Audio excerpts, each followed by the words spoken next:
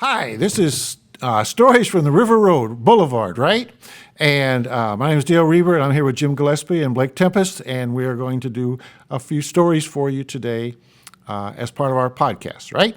All right. I was thinking, there's a lot of stories to tell, but when I was growing up, there were a lot of songs on the radio that were actually stories. You think of the Battle of New Orleans. Johnny Horton was number one on the hit parade for 4 or 5 weeks in a row. And then somebody like Lorne Greene had a popular record that was a story. Walter Brennan, the old Grandpa McCoy, three-time Oscar-winning actor, he had a story song that was a huge hit. So there were a lot of them. And so I thought I would try to do I'll do a couple of them, one short and one is a little longer, of where you take songs that were actually stories and try to tell them as a story. So this is about when I was a young man and I was home on leave. I was on my way to Vietnam, and so I got 20 days leave. And so I was home, and you talk to the relatives for a couple of days, and then you need something else to do. And so I thought I'd go down to the Legion Hall, where they used to have sock hops and dances at the Legion Hall on Friday night. And so I thought I'd go down there and see if any of the old gang was hanging around. And when I got in there, I didn't see anybody that I knew, but there was a girl standing across the floor.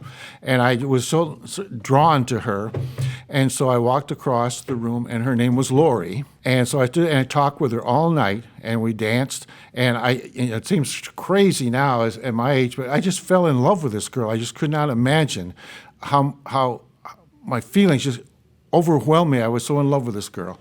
So when the dance was over, I was walking her home, and we were talking, and all at once she just, out of the blue, said that today was her birthday. And then she said that she was cold, and she asked if she could wear my sweater. So I gave her my sweater to wear, and we kept on walking, and she took me to her house, and I kissed her good, first day, but I kissed her goodnight on the porch and started walking home. And I got a ways away, and I thought, I forgot my sweater. So I went back to the house, and I knocked on the door, but instead of Lori coming, there was a man appeared, and I told him why I was there, and he just looked at me and he says, you're wrong, son. You weren't with my daughter, and I think it's very cruel of you to come to me this way, because my Lori left this world on her birthday, and she died a year ago today. So I started away, and it was almost like a hand, like pulling you from the front of your shirt, just pulling you, leading you. So you had no choice but to follow. And it was dark. And so finally, the pulling seemed to stop, and I stood there, and the clouds drifted away from the moonlight, and I could see that I was in the cemetery, and I could see that Lori's name was on the tombstone, and on the grave was my sweater. And I know that strange things happen in this world, and I just could not believe it. So I picked up my sweater, and I started walking home, and then I got this strange feeling in my mouth, like, ooh, I kissed a dead girl. Okay, the second one is by a man named Tim Wilson, and his father was a Southern Baptist preacher, and Timmy Wilson was a comedian, songwriter, singer, and he traveled this country doing crazy things, and I don't know if his father would have approved of this story or not, but I always liked it myself. So, well, the church burned down, and no one knew what Pentecost Baptist was going to do. The Sunday brimstone got so dad blame hot, it burned up the church bus in the parking lot. In a panic, the Reverend Dr. White called up an ex-member who hadn't lived right. He owned Joe's beer joint right across the fence. It's the same Joe's he'd preached against. He said, I don't really want to be a hypocrite. I got a Sunday school class about to have fits, and we were all set up for revival week, but we've been moved by the Spirit, so to speak. With all the souls we saved and the money we spent, we thought God told us to sell that tent, but I've got a famous evangelist supposed to come, but I need some chairs. Can you loan us some? Joe said, heck, why don't you use the whole darn place? A9 on the jukebox is Amazing Grace. I'm not supposed to be open Sundays because of them blue laws, but I'll open up tonight if it's all right with you all. The preacher said, well, I guess that would be okay. The good Lord works in mysterious ways. I'm preaching from Joshua, Judges, and Ruth, and I reckon I could do that from the DJ booth. And it's at the First Baptist Bar and Grill. It's the only church in the Bible Belt that smells like a whiskey still. While the sinners finish one more round, we'll have dinner on the grounds, and we'll go inside and pray we don't get killed. Well, the evangelist came with a well-dressed choir. They showed up about happy hour, took a look at the joint and didn't take it real well, said the white ministry has gone to hell. Miss Mills was there from the Sunday school along with two deacons who were shooting pool. They were trying to convert the Jim Beam rep who was teaching Miss Mills some line dance steps. Dr. White was reading from the book of Luke to a drunk truck driver about to puke. He had John 3:16 memorized, trying to dry him out and get him baptized.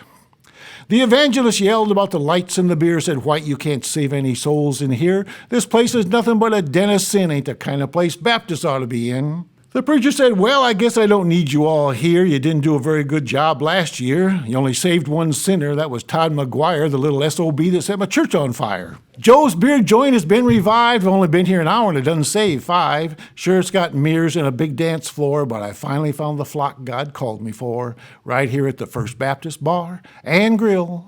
It's the only church in the Bible Belt that smells like a whiskey still. Not a stained glass window anywhere in sight, just a blood-stained floor and neon lights, and the communion wine in here is always chilled. We're here every Sunday and we're living large. We're the only church with a cover charge. And if you don't like our doctrine and think we ain't devout, well, Jim Gillespie is our bouncer and he'll throw your butt out here at the First Baptist Bar and Grill." This is a story that I never told my mother, that I never told anyone but you guys. And it took place when I was 18 years old. My birthday is in the wintertime, and I graduated at 18, went to college, and came back the first month of college. And in Cresco, there was a bar called Little Chicago. And you have to remember that during those times, 18-year-olds could drink.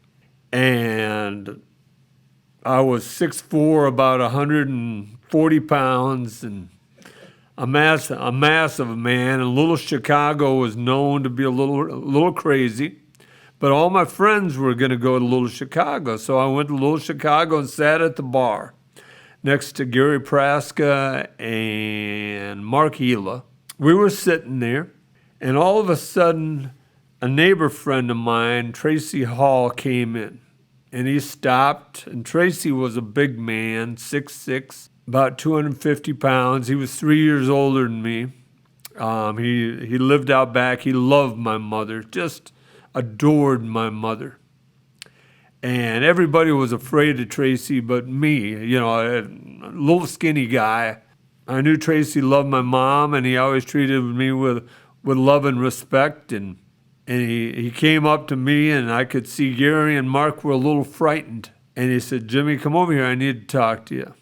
And so we went to the corner of Little Chicago, and he said, "Jimmy, go out back and get the Firebird, will you?" Tracy had a wonderful Firebird, just a hot car. Tracy had wrecked 3 cars in a year. He wrecked that Firebird. He wrecked a Camaro, and he wrecked a Jeep. But he was still driving that Firebird. Well, Dale talked last week about learning to drive a manual transmission, and I had forgot that Tracy's Firebird was a manual transmission.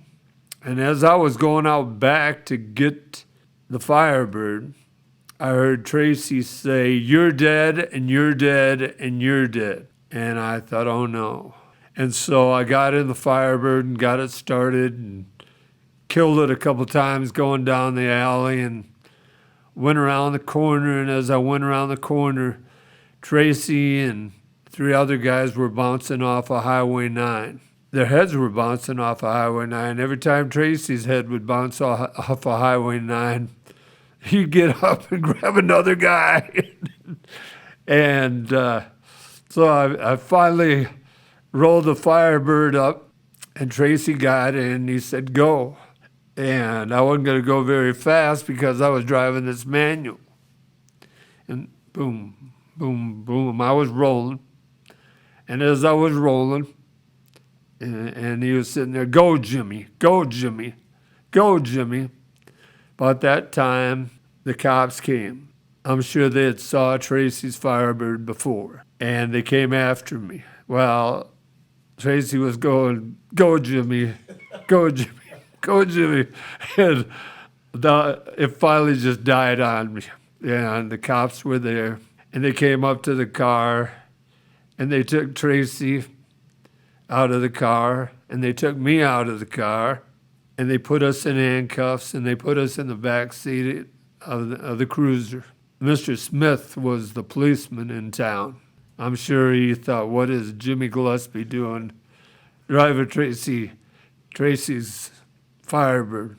We're sitting in the back, police cruiser, and Officer Smith is talking on his radio, and Tracy looks at me, and all of a sudden he starts giggling.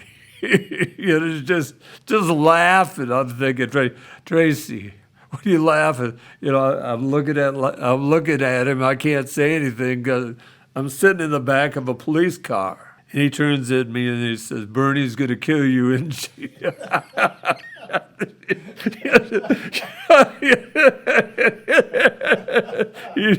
He knew my mother was going to kill me. And I said, yeah, Tracy, she's going to kill me. And he sat there for a second and he said something to Officer Smith that I can't say on the air. And they got out of the car and Officer Smith threw Tracy against the car. I watched him talk out there a little bit. Then he grabbed Tracy and put him back in the back seat with me. And he came around and he took me out of the car. And I thought, I'm gonna get my Howard County tattoo now. And Officer Smith took me out of the handcuffs and he said, you need to go home. I never told my mother that. But I'm sure Tracy told Officer Smith, Bernie's going to kill Jim. You better let him go home. That was the only time I sat in the back of a police cruiser.